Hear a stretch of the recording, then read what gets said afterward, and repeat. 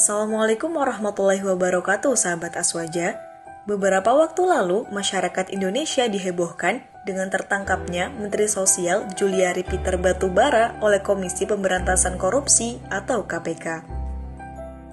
Dalam operasi senyap tersebut, tim penindakan KPK mengamankan uang sekitar 14,5 miliar rupiah yang terdiri dari pecahan rupiah, dolar Amerika Serikat, dan dolar Singapura. Uang disimpan di dalam 7 koper, 3 tas ransel, dan amplop kecil.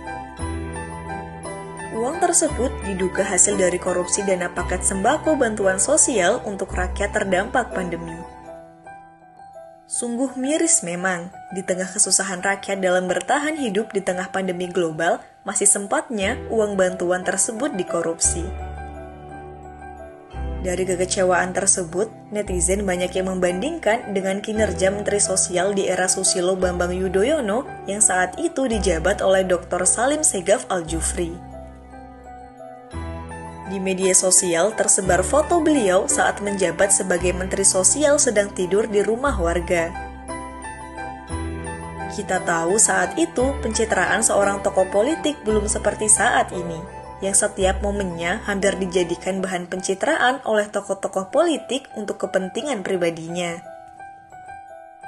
Dari foto tersebut diketahui benar menurut pengakuan Irfan Fauzi Arif, mantan tim ahli Mensos saat itu, ia mengatakan bahwa Salim Segaf Al-Jufri merupakan sosok yang bersahaja ketika menjadi Menteri Sosial era Kabinet Indonesia Bersatu Jilid 2.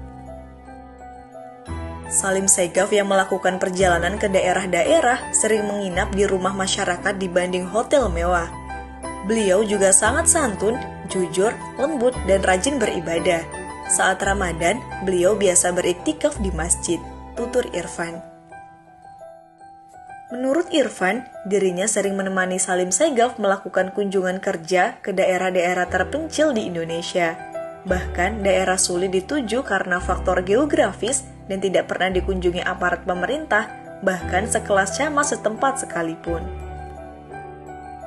Dan yang menarik ketika beliau menjadi Menteri Sosial, ketika kunjungan kerja, beliau sering meminta tidur di rumah warga yang paling miskin di daerah tersebut. Tidak peduli apa agama dan suku warga miskin tersebut. Jadi ketika menjadi Mensos, Habib Salim biasa tidur di rumah warga sangat miskin yang lantainya tanah dan dindingnya bilik, ungkapnya. Menurut Irfan, inilah model pendidikan experiential learning yang diterapkan Salim Segaf ketika menjadi Mensos kepada para pejabat di lingkungan Kementerian Sosial atau Kemensos dan kepada para pejabat di daerah, agar mereka bisa merasakan langsung bagaimana rasanya hidup di rumah yang tidak layak huni, sehingga nantinya diharapkan bisa terpanggil nuraninya untuk bekerja lebih baik untuk masyarakatnya. Dan ada fakta unik tentang Menteri Sosial ini. Dirinya merupakan satu-satunya menteri yang pernah menyerahkan diri ke kantor polisi untuk ditilang. Saat itu ia melewati jalur busway karena terburu-buru karena presiden memanggilnya. Itulah beberapa fakta tentang Menteri Sosial di Indonesia. Semoga Allah memberikan orang-orang yang amanah dalam mengemban tugas negaranya. Amin ya robbal alamin. Wassalamualaikum warahmatullahi wabarakatuh.